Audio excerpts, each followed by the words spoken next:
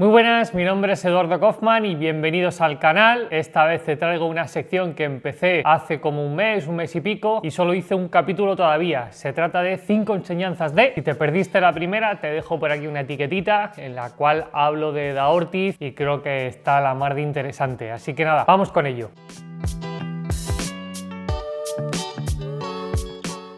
Como veis por el título, se trata de 5 enseñanzas de Gaby Pareras, archiconocidísimo, no hace falta presentación, pero antes de comenzar me gustaría dejaros con el siguiente vídeo de cómo Arturo Dascanio le presenta a Gaby en la SEI, que no tiene desperdicio, así que vamos a verlo.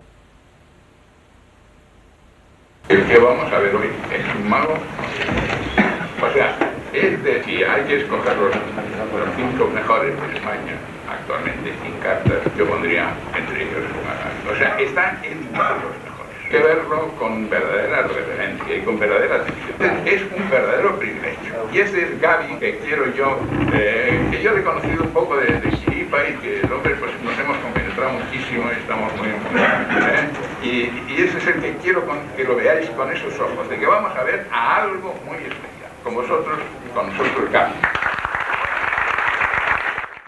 Sin lugar a duda, Gaby se convirtió en un maestro, y cuando digo maestro en mayúsculas. Creo que a nadie le dejó indiferente, a la gran mayoría de personas creo que le gustaba de lo que hablaba, y hay una serie de aspectos que yo creo que comentaba Gaby, que yo creo que es donde ha marcado cierta diferencia con respecto a otros magos, que no sé si de manera consciente o inconsciente, cuando hablaba de esto, hablaba de algo más que no era de magia. Creo que cada una de las enseñanzas que nos deja se pueden extrapolar a la vida personal, familiar, y que ha marcado y seguirá marcando generaciones posteriores de magos. El vídeo que te traigo a continuación es completamente algo subjetivo, es una opinión personal de por qué creo que Gaby ha trascendido tanto, de por qué creo que su filosofía en la magia ha calado tanto en las personas. Y esta reflexión viene, al igual que Juan hablaba de que el efecto tiene un simbolismo que de alguna forma atañe un poco a la naturaleza humana, siempre hay algo, ¿no?, en el efecto que de alguna forma nos mueve por dentro, ¿no? Por ejemplo, en las ascendentes o la ambiciosa, pues podemos hablar de ambición, en el roto recompuesto, la vida y la muerte. Creo que en cada una de las enseñanzas que tenía Gaby, en este caso para los magos, también nos enseñaba de algo mucho más importante, que es la magia, que es la vida en sí, o la vida personal, o la vida familiar. Así que lo que te traigo ahora, como te digo, es una opinión completamente personal. Si no estás de acuerdo o no te parece que necesito terapia, me lo puedes dejar también en los comentarios. Si estuvieses de acuerdo o quieres opinar, también déjame cualquier cosita en los comentarios porque me interesa muchísimo. Vamos a ir viendo estas 5 enseñanzas tal y como más o menos las hablaba Gaby, y luego te voy a decir qué es lo que yo os traigo de cada una de ellas y cómo me lo puedo llevar yo a mi terreno personal, que no solo aplica a la magia. Él, en repetidas ocasiones, en muchas conferencias, en muchos textos, él habla siempre de esto: 10 años aprendiendo y 10 desaprendiendo. Esto solía hablarlo después de hacer el juego de los Reyes Cazadores, que era el juego más absurdo del mundo, así como lo titulaba él cuando comenzaba a hablar de este juego, porque hay una serie de incongruencias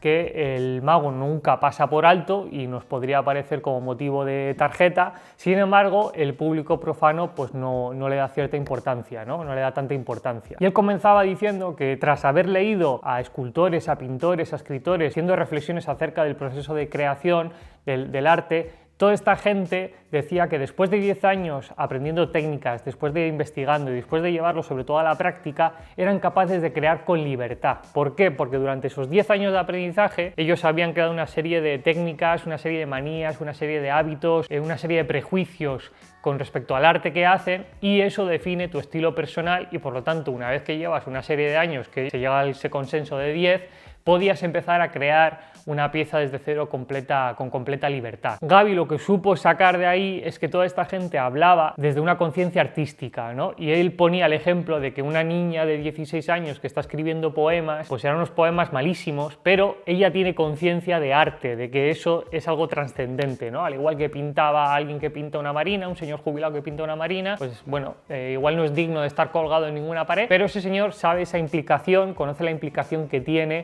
la pintura, ¿no? Sin embargo, el mago no tiene esa conciencia artística, tiene una conciencia técnica, ¿no? Y por lo tanto, muchas veces, durante los primeros 10 años, además de crear una serie de técnicas, una serie de hábitos y una serie de tabús, también creamos una serie de características o, digamos, matices que generan lo que Gaby hablaba, la psicología del mago. Y esto, más allá de crear o de incentivar nuestra creatividad, lo que hace es la inhibe, ¿no? Y él pone una serie de ejemplos. Dar a mezclar la baraja y luego dar a forzar una carta o dar a elegir una carta. Limita nuestra creatividad porque estamos poniendo un prejuicio sobre el forzaje cuando daría igual que la baraja estuviese ordenada del as al rey y dar a elegir así una carta y que la gente toque una, ¿no? Porque si con total libertad puedes tocar cualquiera, ¿qué más te da que la baraja esté mezclada o no? Esto es uno de los muchos ejemplos que él hablaba y que luego aplicaba a este juego de reyes cazadores. Y esto, de estar 10 años aprendiendo para estar 10 años desaprendiendo, creo que realmente se nota en mucha gente, en la magia, se nota un pequeño clic, ¿no? Y es algo que ya voy a lo que es la parte más subjetiva de este vídeo. En mi vida personal también lo he podido contemplar, también lo he podido vivir, también lo he podido experimentar y también lo vivo cuando le pregunto o hablo con mucha gente que o bien se dedica a la terapia o bien ha acudido a terapia o ha tenido algún proceso un poco de búsqueda personal. Y es que parece que en los primeros 20 años de nuestra vida, en nuestra adolescencia, infancia y primera juventud o vida adulta, los primeros años de la vida adulta, hemos creado una serie de prejuicios. Hemos creado una serie de modelos de comportamiento, modelos de expresarnos y sin embargo, cada vez que nos hacemos mayores hay gente que tiene la suerte, hay otros que se quedan estancados así para toda su vida, hay gente que ha tenido la suerte de poder redescubrirse a sí mismo, ¿no? Y redescubrir, por ejemplo, una cosa tan sencilla como es la diferencia entre sentimiento y emoción. Y por lo tanto, parece que después de estar viviendo 20 años, de crear un constructo de vida que parece que es donde se va se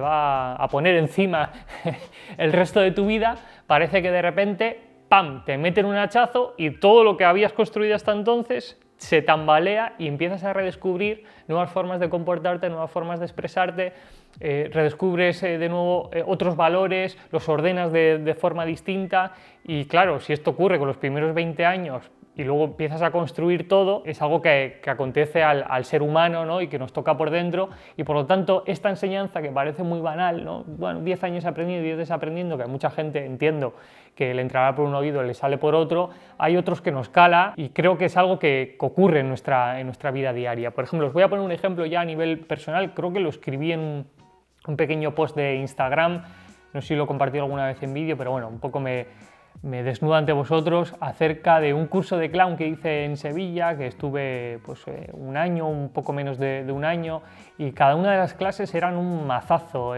Además de aprender técnicas de clown y aprender tema de la actitud escénica o qué sé yo, me acuerdo una de las cosas que aún me siguen chocando muchísimo y que lo observo a diario es la forma de expresar cómo me siento. A veces atacamos a las terceras personas sin darnos cuenta. Por ejemplo, si yo te digo esto lo haces mal, implica que tú, que me estás escuchando, te sientas atacado y que seguramente me reproches algo en contra mía y por lo tanto no podemos llegar a un consenso, ¿no?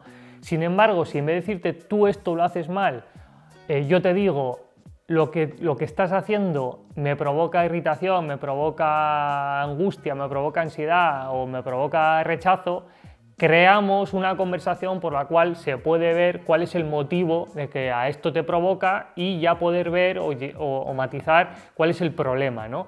Esto se aplica absolutamente para todo, relaciones laborales, personales, amistades, es decir, en vez de hablar del otro, habla de ti mismo. Y fíjate, esto lo aprendí en una clase de clown y nunca lo había visto en la vida, ¿no? Ni siquiera en técnicas de terapia y demás, nunca habíamos profundizado, por ejemplo, en este tipo de aspectos y es algo que lo aprendí pues, con 24, 25 años, es decir, después de estar 20 años ya parece que tenía ya un constructo de cómo comportarme, de repente se tambalea todo y de nuevo se crean otros cimientos. Sí que esta sería una de las cosas por las cuales que creo que esa frase tan pequeñita, 10 años aprendiendo y 10 desaprendiendo, es algo que se puede extrapolar a nuestra vida personal. Vamos con la segunda enseñanza. Hay tanto por hacer y tan bien que el tanto o el bien. Esto es algo que nos pasa a todos en la magia. Hay tantos libros, tantos vídeos, tantas webs, tantas conferencias, tantos artículos, tantas actividades que muchas veces no sabemos ni por dónde empezar, ni cómo continuar y mucho menos cómo acabar, porque no se puede acabar en la vida. Por lo tanto, esa búsqueda siempre del nuevo efecto, de la nueva versión, de la última cosa que ha sacado en el mercado, de que la técnica ahora en vez de con el anular es con el meñique, porque fíjate que por Dios qué revolución, esto nos hace olvidarnos del bien. Y estamos siempre con el tanto, ¿no? Siempre hay que seguir haciendo algo, siempre... Y sin embargo nos olvidamos un poco de la esencia, ¿no? De todo ese aprendizaje primero que tuvimos, ¿no? Tratar de que se solidifique y que se aprenda bien. Y este ejercicio muchas veces lo hago. Yo creo que gran parte del trabajo de este canal, como por ejemplo con la sección de lo que pasé por alto, tiene que ver con esto, ¿no? Estoy releyendo el Cartomagia Fundamental, tratando de hacer apuntes y sacar un poco todas estas enseñanzas, ¿no? Que a veces están en un pequeño párrafo. Y fijaros en esta. En la mezcla hindú, sin nada tipo de técnica ni de trampa. Esto... no tiene que ver con la trampa en sí, ¿no? Pero tiene que ver con un pequeño manejito que viene descrito en un parrafito, no sé si son 2 líneas, en el cual cuando nosotros hacemos la mezcla hindú siempre pasamos paquetitos, ¿no? Y nunca sabemos cuántas cartas pasamos, simplemente vamos cogiendo y vamos pasando paquetitos. Sin embargo, en algún momento quizá nos interesa pasar una, y cuando tenemos que pasar una, en vez de tener esta posición de muñeca que va siendo bastante natural, lo que hacemos es como girar un poco la muñeca para que el pulgar pueda coger la primera, ¿no? Y pasar una, y que no está mal, pero que de repente rompe un poco, ¿no? Porque lo intentamos hacer normal, se pueden caer. Hay un manejito de Juan José Hidalgo, este mago de Sevilla, de 2 hermanas, que alguna vez también os he hablado de él, que dice que para sacar una, que en vez de sacarla con el pulgar, se saque con el anular. Y fijaros cómo cambia la cosa. Yo no lo tengo todavía muy interiorizado, pero si en vez de girar así para pelar, seguimos poniendo esta postura que es mucho más natural en función de las mezclas que hacemos, se puede sacar una perfectamente. Esto formaría parte de hay tanto para hacer y tan bien que el tanto o el bien. ¿Para qué voy a aprender yo una última mezcla falsa total con mezcla hindú, que es la repera y que encima después te la colocas en mnemónica? Si, por ejemplo, hay un detalle tan chiquitito como puede ser este de pasar una carta con el anular, que además creo que es mucho más estético, que es brutal. Disculpa que el vídeo se haya cortado así de primeras, pero es que no me he dado cuenta que tengo solo 30 minutos de grabación, así que nada, simplemente esto es un pequeño inciso para decirte que no hay ningún problema, está todo bajo control. Hacemos un pequeño parón a lo largo de esta semana y durante estos días, de entre hoy martes hasta el domingo, subiré el segundo vídeo, la segunda parte, y por supuesto el domingo tendremos la sección de lo que pasé por alto y nada, esto es todo, así que nada, dale al like, suscríbete, activa la campanita para no perderte nada y nos vemos en los próximos días. ¡Chao!